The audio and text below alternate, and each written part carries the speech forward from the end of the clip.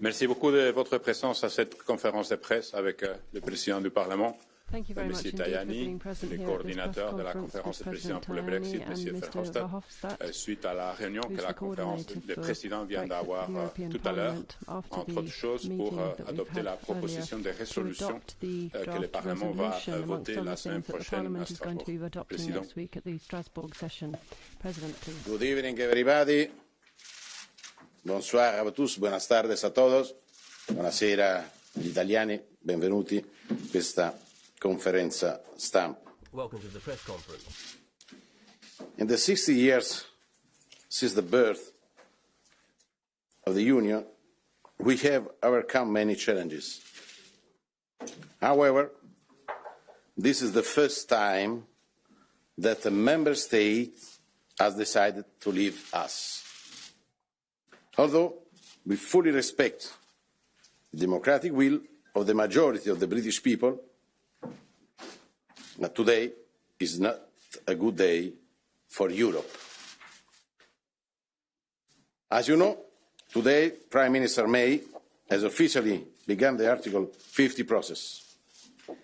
This is the starting point of a difficult and complex negotiations define the conditions of the United Kingdom's departure. During the Conference of the Presidents, we discussed the Parliament's initial position on the Brexit negotiations. We will have an open debate, and the resolution tabled by several groups will be voted on in the plenary next week. It will provide the Parliament's guidelines on the European Council negotiation mandate. The European Parliament's first priority is to safeguard the interests of citizens. For this, we must ensure an orderly withdrawal through successful negotiations conducted in good faith, with fair play, and in full transparency. This is in the interest of both the European Union and the UK. An orderly exit is an absolute requirement and a precondition for any potential future European Union-United Kingdom partnership. This is not negotiable. As the UK will continue to enjoy its rights as a member state, it will also have to fully respect its treaty obligation until the very last day of membership. And I want to thank Mrs. May for committing to this principle. But, let me be clear, unilateral decision affecting the rights of EU citizens at any time before the UK's withdrawal in 2 years' time would be contrary to the treaties and therefore illegal. The European Parliament must defend citizens' rights.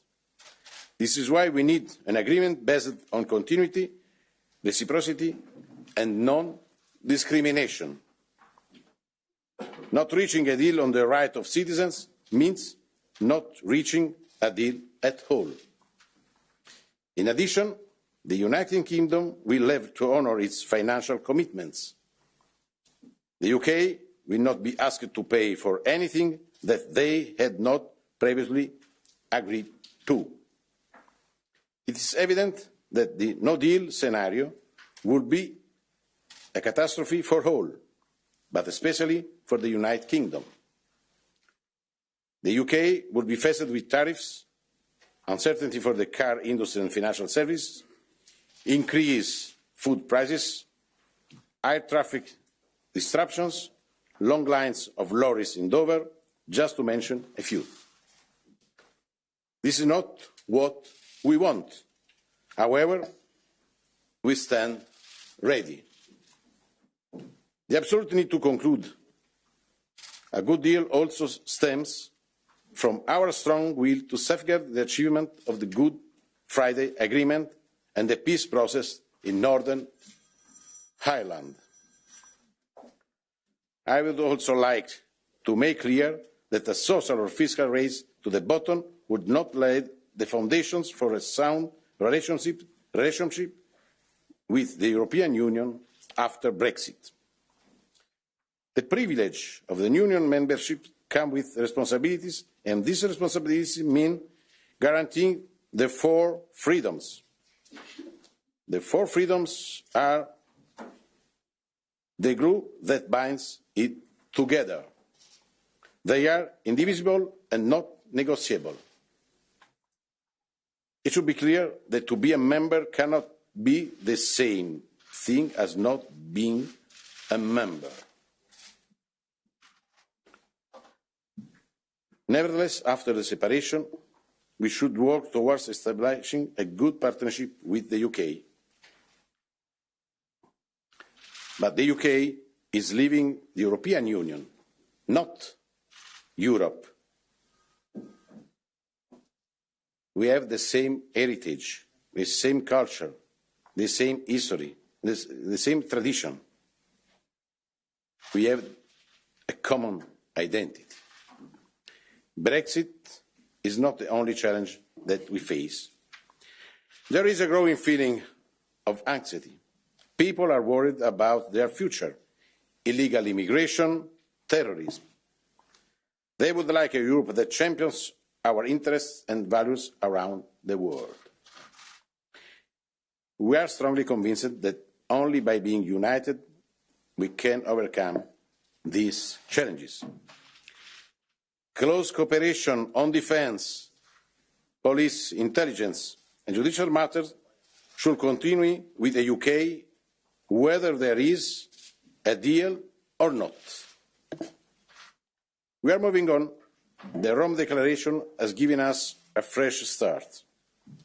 I hope it will generate new momentum, taking Europe forward while bringing it closer to its citizens. In my role as its President, I will defend the Parliament's position in my meetings with the EU State of Aids, or states or government, including Mrs May, and with the European Commission. The Parliament will play a key role in deciding the outcome of the negotiations. As a representative of the only directly elected institution, I will keep lines of communication with members open and ensure that open, public debates will take place for the benefit of our citizens. And now I give the floor to the Conference of Presidents Brexit Coordinator, Mr. Vehofstadt. You have the floor. Thank you very much, Mr. President. First of all, let me say that at the end of this press conference, we're going to provide you the draft resolution that has been tabled for the plenary of next week, and that is supported at this moment by 4 groups, by the PPE, the SD, the ALDE group and the Greens. It's also possible that in the coming days other groups will join the support for this resolution. And why this resolution? First of all, because it is an unprecedented and regrettable event that a member state is leaving the European Union.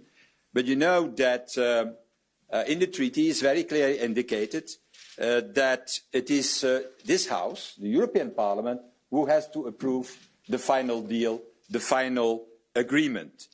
And what we want to do in this position, in this opinion, in this resolution, is already making very clear what the points are that have to be met in order to give the approval to this final agreement. So it's not an exercise in the air. It's to already very clearly indicating and stating what the points are that for the European Parliament need to be in the agreement within more or less 2 years. The basic principle, and the President has already said it, is citizens first. And when we talk about citizens, it's citizens in Britain and it's citizens in the European Union. For us, it's an absolute priority that the rights of these citizens is settled. And we think even that it needs to be the first point, the first issue to be tackled in the negotiations. So we want that these negotiations start with the right of the residents, the UK residents living in Europe and the EU residents living in Britain, because we don't think, and we are completely against the fact that citizens should become bargaining chips in a negotiation.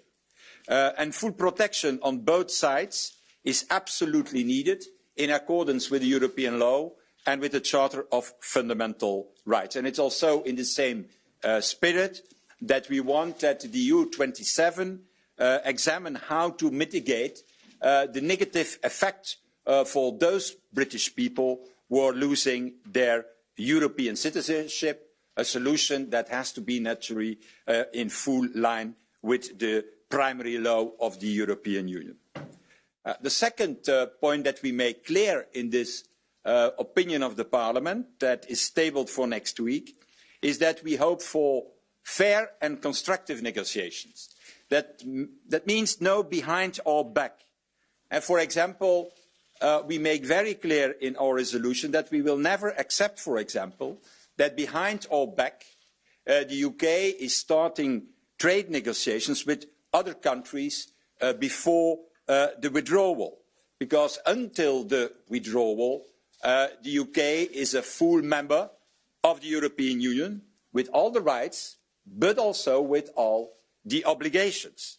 And the same goes, in fact, also for the individual member states of the European Union, who could be, I should say, tempted to negotiate separate agreements with the UK. For us, for the European Parliament, the unity of the 27 is vital. And the best way to achieve this is to take on board in the negotiation mandate of the Union all the interests of the 27 member states of the Union, especially of the Republic of Ireland. Because we recognise as Parliament that there is a special threat on Ireland and also on Northern Ireland, and that new unrest in Northern Ireland has absolutely to be avoided. And therefore, we are very clear. The Brexit agreement needs to fully respect the Good Friday Agreement in all its aspects, and that means also that we will never accept a hard border again between Northern Ireland and the Irish Republic. We want also, in our very clear resolution, a financial settlement. And we expect from the UK that in this financial settlement they honour all their legal, financial and budgetary obligations. And next point, naturally, is the future relationship with Britain. In the European Parliament, and I hope that it will be backed by a huge majority, we still think that the best solution for the UK, for its citizens and for its companies, was to remain part of the single market, was to remain at least part of the customs union. But unfortunately, this is not the way the UK sees it, as it does not accept the four freedoms and as it wants to negotiate its own trade agreements. From our side, nevertheless, we want to make clear that sectoral agreements cutting up the single market, in fact destroying the single market, won't be allowed. We are of the opinion that the best way for a future close partnership between the Union and the UK is an association agreement based on Article 217 of the treaty. And I give you a short, I will not read it completely, what 217 is saying. The Union may conclude with one or more third countries agreements establishing association involving reciprocal rights and obligation, common action and special procedure. We think that such an association agreement goes naturally well beyond economic cooperation. It's also about, for example, cooperation on security or implementing programs like, for example, Erasmus, and in which case, naturally, the UK has to meet European standards and also to pay the normal contributions. But what we shall never accept is that there is a trade-off between the one and the other. Saying, oh, we can do a good agreement on security, internal and external, if there is also a deal that we want on trade and economics. I think that the security of our citizens is far too important to start a trade-off from one for the other. And in our point of view, both are absolutely necessary in the future partnership without starting to bargain on this, the one against the other. We don't exclude also a transition period that in our point of view need to be limited in time. And we propose 3 years. And then finally, I want to remind you that the Parliament needs to sign off this final agreement or agreements. The withdrawal agreement, the future partnership, eventually the transition. And what we're going to do as Parliament is to do everything to minimize the negative effects for citizens and businesses of these different agreements. And as the President of our House, Mr. Tajani, has indicated, naturally it will never be the same. It will never be outside the Union better than inside the Union. And that is not a question of revenge.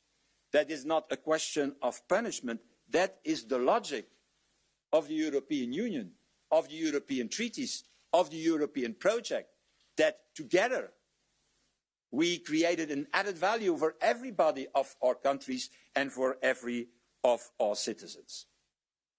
Naturally, the Parliament will later on come with more detailed resolutions on specific issues in the coming months, and normally that will start after the summer break when, I should say, the negotiations between the European Union and the UK are really on speed, if I may use that expression.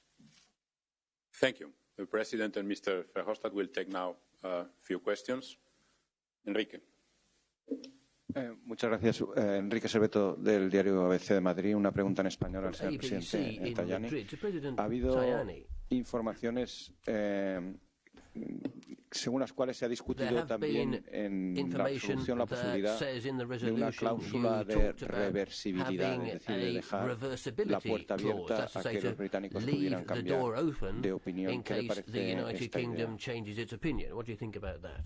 Las reglas son muy claras. The rules are very clear, says the President. Para empezar, first of all, la decisión es del país the decision is taken by the country concerned, and the United Kingdom decided to leave the European Union. Lo ha hecho esta mañana Mrs. May a las 13:20 de Bruselas, this con una morning, carta through por el a señor letter Tusk, which presidente del was Consejo addressed to the President Europeo. of the European Council, Mr. Tusk. Desde la 1:20 de hoy, So since el problema de 1:20 Brexit p.m., es un problema the de Brexit toda la Unión issue has Europea. become an issue for the whole of the European Union. Si el Reino Unido If the United Kingdom decide, por ejemplo, de cambiar su were posición, to decide to change its no lo position, puede hacer solo. it can't do it by Son itself. todos los países All miembros the member states que van of a the decidir EU si esto would se have to puede decide hacer. whether this is Pero possible. todos los países But all miembros. the member states, Por esto, I stress the word all. claro, se puede hacer, pero las reglas So son it muy could be done, but the rules claras. under which it is to be done or were to be done are very clear. BBC. Yes, just 2 questions, please. President Tajani, not too difficult. what if you could address this question? That in her letter, Theresa May said that in security terms, a failure to reach agreement would mean our cooperation in the fight against crime and terrorism would be weakened. She was talking about a broad agreement, but also an overall agreement. Some have seen that as an attempt to link the two. Some have read it as a possible threat. What do you see? How do you see that, and what impact do you think that has? Mr.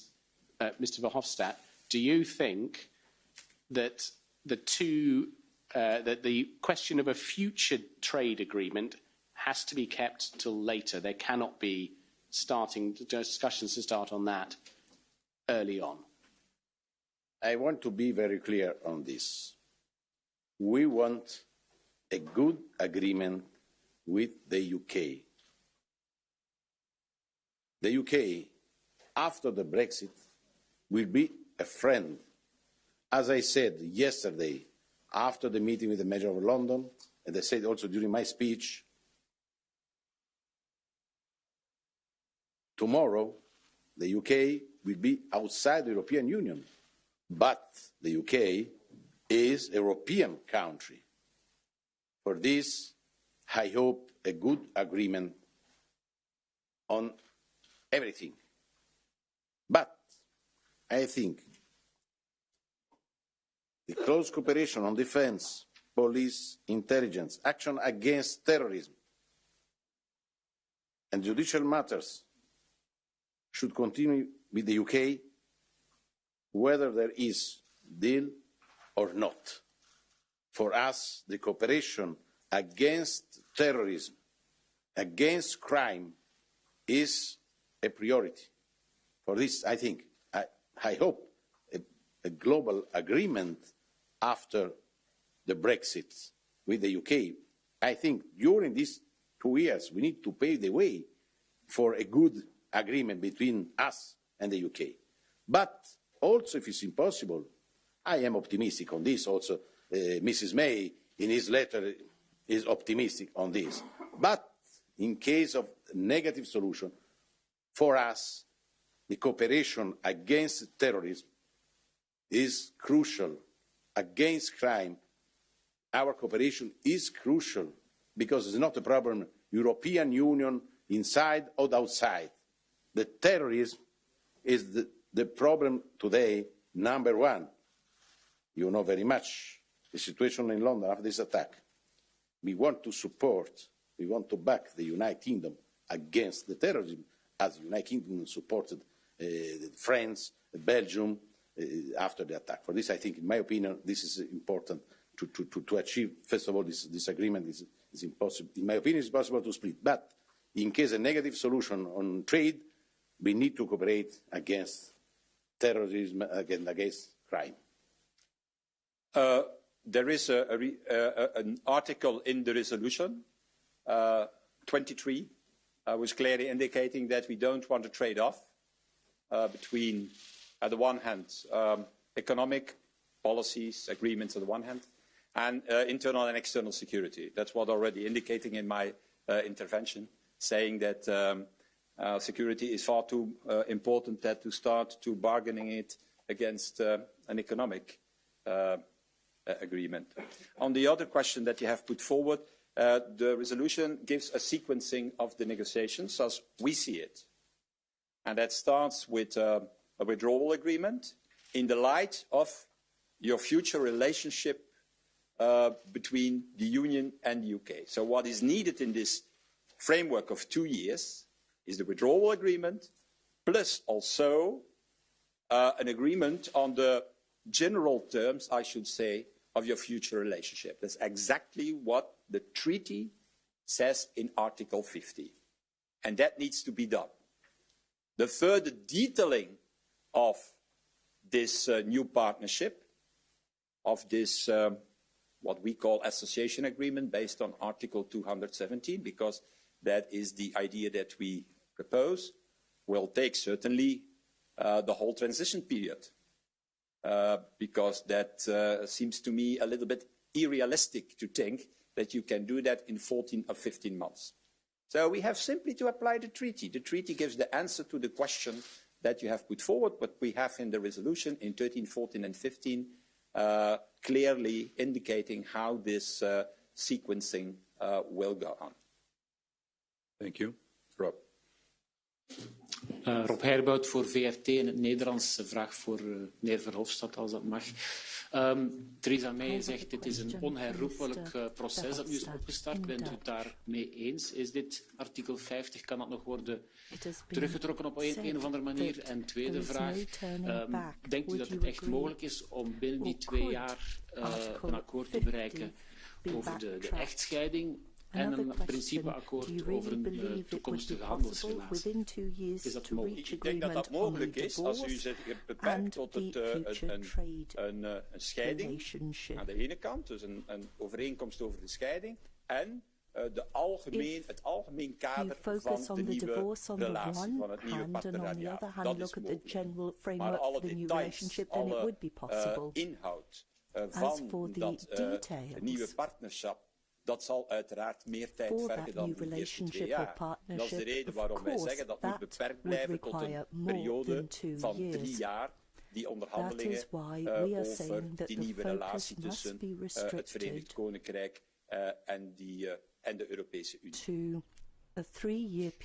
En over artikel 50, de herroepbaarheid, wij erkennen in de resolutie dat een verandering in opinie mogelijk is, maar zoals de voorzitter inderdaad heeft duidelijk gemaakt, dit zal ook de instemming noodzaken van de EU27. President has already pointed out, this would require the agreement of the other 27 member states, because it would no longer be a unilateral process.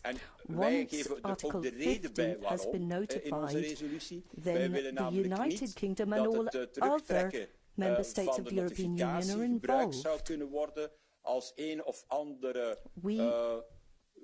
Procedurale kunstgreep om de tijd wat op te rekken of om misschien zelfs betere voorwaarden te bedingen voor een nieuw lidmaatschap van de Unie. Daarom is het een proces van 2 zijden. Ook de EU27 moeten ermee advantages for membership. So there would be 2 parties involved. I will speak in Italian. Una domanda al Presidente Tajani. Voi in questa risoluzione fissate dei paletti molto stringenti per i negoziati e se ho capito bene siete pronti anche a porre un veto e a bloccare l'accordo se non rispetterà questi paletti. Certamente il Parlamento europeo sarà determinante perché alla fine dei negoziati dovrà votare sì o no. Io mi auguro che il voto alla fine possa essere positivo. Voglio essere molto chiaro. Tutti quanti noi abbiamo un obiettivo prioritario: tutelare gli interessi dei cittadini europei che vivono all'interno dell'Unione Europea, ma anche living in the European Union, but also European Union citizens living in the United Kingdom. Questa è la nostra priorità, vogliamo anche che non ci siano danni, ovviamente. I cittadini, also, of course, di Sua Maestà there are also the subjects of per fortuna la lettera della signora May va nella giusta direzione, quindi da questo punto di vista mi auguro che il risultato possa essere positivo. Ripeto, per noi la priorità è la tutela delle libertà di tutte e 4 le libertà dei cittadini europei. All the 4 freedoms enjoyed by European citizens. Thank you.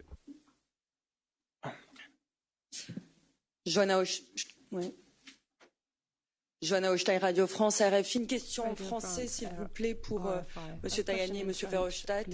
Sur l'équipe de négociation, sur celui qui va mener les négociations pour le Brexit, M. Barnier, est-il à la hauteur? S'est-il suffisamment bien entouré?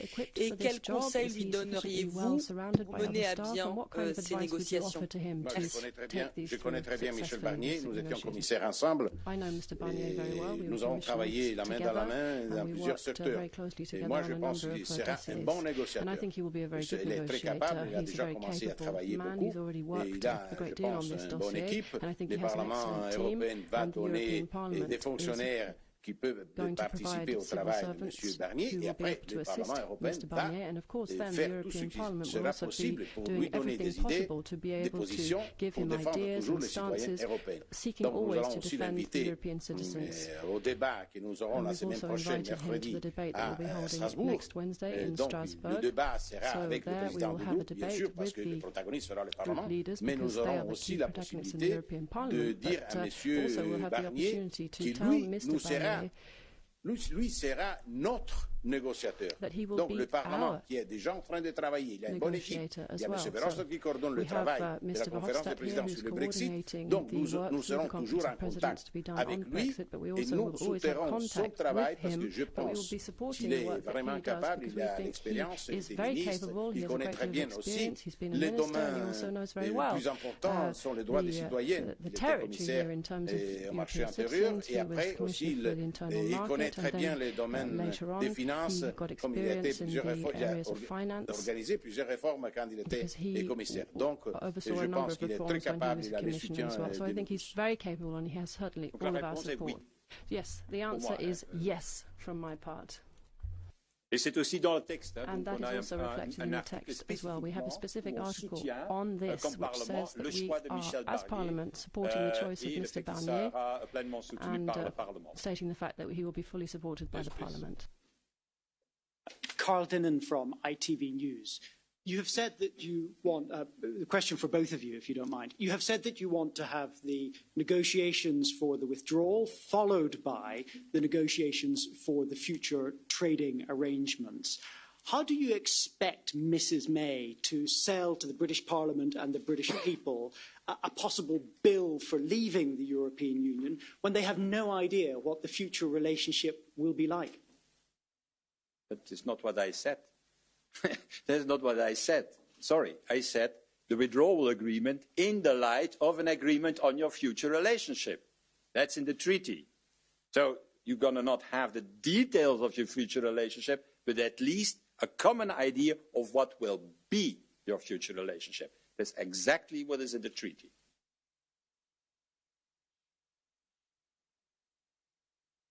It's correct. I support Verhofstadt's position.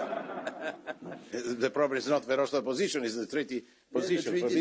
It's not our decision. But okay, we need to decide the divorce, and then after the framework, we need to pave the way for the future relations after the day after the Brexit.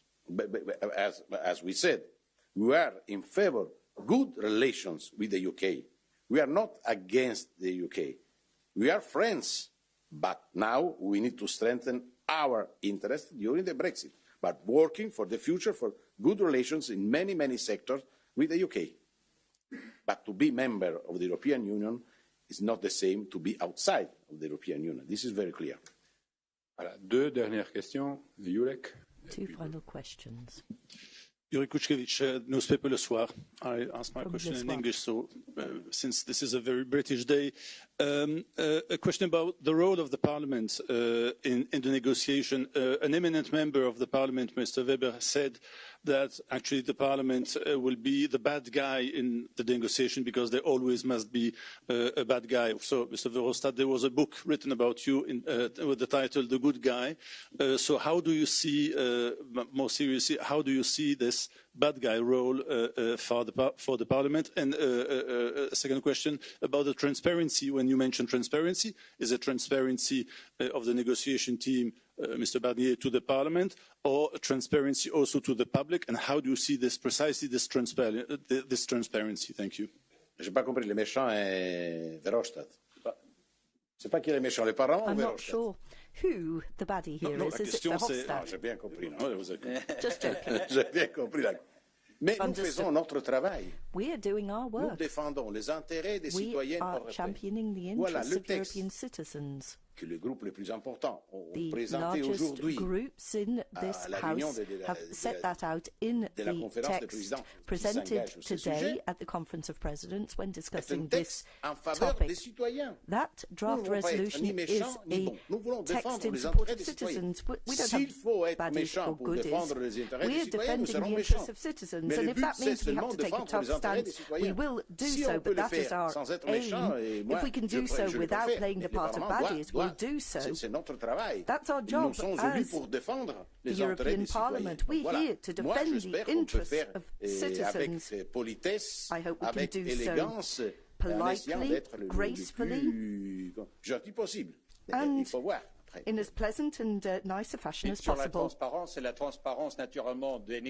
On transparency, yes, negotiators must be transparent with Parliament, but Parliament must also be transparent with the general public. That is why we will organise different debates and adopt resolutions on more detailed issues than the cross-cutting matters that you find in this first draft resolution. I would also extend greetings to the chair of the Conference of Committee Chairs. She will be very much involved and help to secure a strong position. We're all working together. We, as MEPs, are working to defend the interests of citizens. I would echo what Mr. Vehofstadt has said. Transparency will be key. We will have transparent debate. We want to know what is happening, and we won't be hiding anything. Question first for Mr. Vehofstadt. You were uncharacteristically sort of kind, I think, to Theresa May by describing her linkage of anti-terrorism, crime cooperation, security, as calling it a trade-off. Another word that perhaps might be better used is blackmail. I mean, that's a kind of trade-off too. Isn't she trying to blackmail you? Mr. Tajani, in the resolution, certainly the version I saw in paragraph 17, it said that a future withdrawal agreement, the competent authority for interpreting it and enforcing it would be the European Court of Justice. Surely, if you have a withdrawal agreement, that means that the ECJ, certainly in the UK jurisdiction, will not be able to interpret or enforce it. So could you explain that, please? But for the UK position, we need to speak with Mrs. May, not with us. But we need to be clear. The United Kingdom is a member of the European Union. The Court of Justice is an institution of the European Union. From today to the Brexit, London is the capital of the member state. And for this, we need to respect the rules. It's not my decision or the Vehofstadt decision, the European Parliament decision, it's the treaty. And the United Kingdom signed the treaty. This is very, very simple and very clear. Yeah, certainly that withdrawal agreement is an act of union law. And an act of union law is naturally controlled by the European Court of Justice. It's so simple as that. So this withdrawal agreement is nothing outside the treaty. It's an act of union law inside the treaty. So automatically, the Court of Justice is competent. And on the second thing, I try to be a gentleman. So towards a lady, I don't even use or think about the word blackmail. Thank you very much, and have a nice evening.